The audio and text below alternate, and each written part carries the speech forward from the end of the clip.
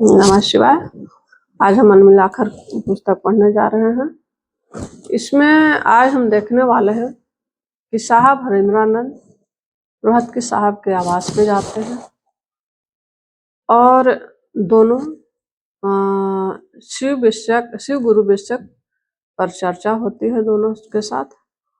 और उसके बाद चर्चा करते करते लगभग आधी रात हो जाती है। फिर दोनों खाना खा करके सोने चले जाते हैं। जब सुबह होती है तो रोहतकी साहब भगवती के उपासक थे, तो उन्होंने पूजा करने चले जाते हैं। जब घंटी बजती है पूजा के समय, तो हरिंद्रानंद साहब का नींद खुल जाती है और उठ करके बरामदे में आते हैं। उसके बाद देखते हैं कि आगे क्या होता है। लगभग 3 घंटे के बाद हरिंद्रानंद के कानों में भगवती के पाठ की तेज आवाज आने लगी और नींद खुल गई। देखा रोहतकी साहब पूजा घर में बैठे लयबद्ध सस्वर पाठ कर रहे थे। आदतन उन्होंने मुंह धोया। शायद रोहतकी साहब की नजर पड़ गई। वे उठकर हरिंद्रानंद के पास आए। कहा, चाय बना दे सर। इन्होंने कहा, आप पूजा कर लें। रोहतकी जी ने खुद एक कुर्सी बाहर के बरामदे में रख दी और पूजा करने चले गए। हरिंद्रानंद देखा सर्वस्व नीरव शांति व्याप्त थी। आसमान में सुबह की लालिमा छा रही थी। हल्के उजाले में मजिस्ट्रेट कॉलोनी के इक्का दुक्का लोग सामने की सड़क पर टहलते नजर आ रहे थे। बागवानी के फूल अपनी मधुर मुस्कान से वातावरण को नैसर्गिक बना रहे थे। कोई रहस्यमयी संकेतों का व्यापार चलता दिख रहा है। न श्रोता और न वक्ता, फिर भी संवादों का आदान प्रदान अनवरत जारी है।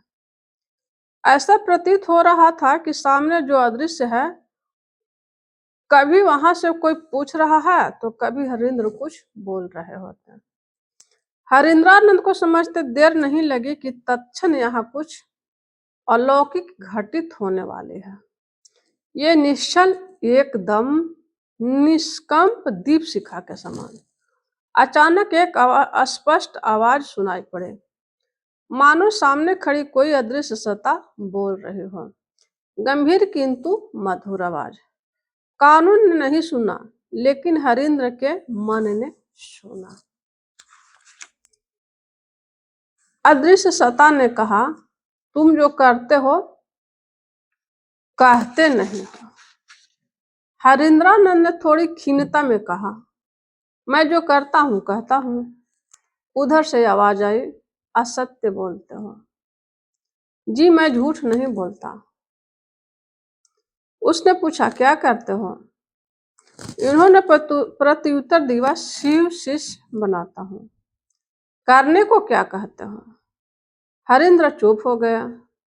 कुछ बोलते भी कैसे? वे उन दिनों लोगों को साधना बतलाते थे, शिव शिष्य बनाने को नहीं कहते थे। तुम जो करते हो दूसरे को करने को कहो। एक चुंबकीय आवाज सा ठहर गया, मानो कुछ महका सा।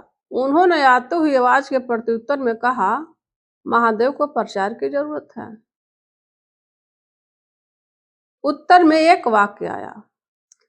हरिंद्रानंद को अब वह याद नहीं है वाक्य, लेकिन वाक्य के प्रभाव ने तत्क्षण उनके अस्तित्व को हिलाकर रख दिया। शब्दों का बीज तत्क्षण नष्ट हो चुका था, किंतु उत्पन्न बोध वृक्ष हरिंद्र के मन प्राण पर अमिट छाप छोड़ गया। पूरा शरीर झलना उठा। मन प्राण में एक बिजली सी कौंध गई। अनजाने पट खुल गया। इसी बीच रोहतकी साहब पूजा खत्म कर एक हाथ में चाय की प्याली और दूसरे हाथ में छोटा टेबल पकड़े हुए आ गए। कहा, चाय पी लीजिए।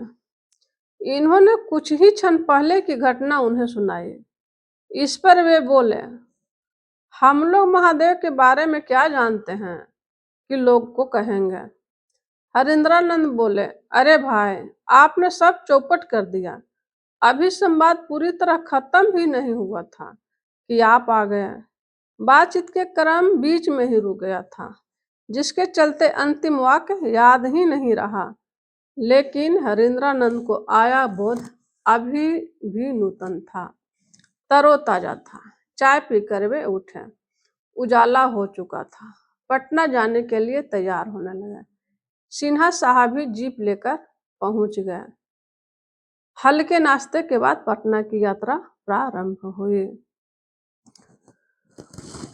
बेगूसराय में आई अनुभूति ऐसी थी जिसने अपने कालबद्ध प्रवाह के साथ प्रफुल्ल पुष्प के समान अपना सौरभ बिखेरा और बिखेर भी रही है। मध्याह्न के मार्तंड के समान आगे पीछे सर्वत्र उज्ज्वलता प्रसारित कर रही है।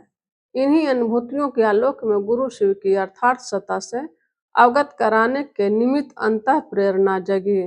इस आध्यात्मिक आह्लाद ने अध्यात्म में आई क्रांति से प्रत्येक व्यक्ति को उसकी जड़ता और अज्ञानता से मुक्त करने की दिशा में मन संकल्पित होता चला गया और लोकमानस में एक नई चेतना का संचार किया। यही चेतना समय सरिता के बहाव के साथ साथ घनीभूत होती गई और आगे जाकर एक विशाल जनसमूह का रूप धारण कर लिया। शिव शिष्यता का यह रसायन सैकड़ों लोगों को उनके रोग, शोक, भय, मोह से मुक्त करता हुआ अपने क्षितिज पर फैल रहा है। आवश्यकता है इसे उचित संदर्भ में समझने और समझाने की। यह जीवन के पटल पर समानता का मंत्र लेकर उद्भूत हुआ है। सदियां लग जाती है ऐसी किसी विचार के समाजीकरण में, जहां हाशिए पर रह रहे लोग किसी महामंत्र के प्रभाव में आकर समानता, सहजता और सम्मान के साथ विश्व बंधुत्व की लालसा से मदमस्त हो उठते हैं। शिव की शिष्यता से हमारा समाज, देश अपनी वर्तमान सामाजिक जड़ताओं से निजात पा रहा है, अस्थायित्व प्राप्त कर रहा है।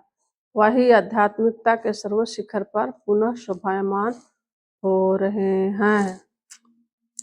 इस विद्या ने संपूर्ण मानव सृष्टि के वितान पर शिव ज्ञान बिखेरने की आकांक्षा से संजात हो वर्णाश्रम, धर्म और भारतीय समाज के रूढ़ियों, अंधविश्वासों और कुरीतियों जिनके कारण हमारा नैतिक अवमूल्यन हो रहा था, के विरुद्ध भावनात्मक जागृति पैदा की है।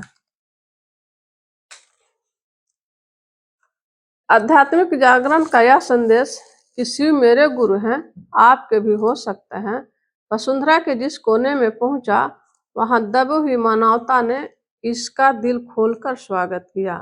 वैसे भी साहब कहा करते हैं, भाई साहब यह हिंदुस्तान की मिट्टी है, सूख जाए तो पत्थर और गिरली हो जाए तो माँ जैसी कोमल। देश की मिट्टी ने इतनी शक्ति और ऊर्जा का संचार किया है कि कपोल कल्पित आत्मघाती और कुंठित धारणाएं काल के अंतराल में स्वमेव समाप्त होती रही है। जीप मधेपुरा शहर में प्रवेश कर रही थी। रास्ते में ही हरीन्द्रानंद का आवास था। वे उतर गए। रामनारायण सिन्हा जीप से आगे बढ़ गए। नीलम दीदी के कानों से जब गाड़ी की जानी पहचानी आवाज टकराई तो गोल मटोल से चेहरे पर खुशी आसानी से उभर आई। चेहरे के हाव भाव से ही भावनाओं और कुशलता का आदान प्रदान हुआ। नीलम इनके चेहरे को बेहतर पढ़ सकती हैं। वे देखते ही समझ चुकी थी कि कुछ घटित हुआ है। इस जुगांधर के साथ जो सुवासित और साकार सा प्रतीत हो रहा है, उन्होंने पूछा, सब ठीक है ना? साहब ने सिर हिलाते हुए कहा, हाँ, पर सब कुछ बातें जो विस्तार से बताऊंगा। नीलम का मन तो था श्वेत धवल। जवाब में इन्होंने भी आने भाग दे। इस तरह से आया महादेव के तरफ से कि तुम जो करते हो करने को कहो, और साहब को आशीर्वाद मिला। धन्यवाद।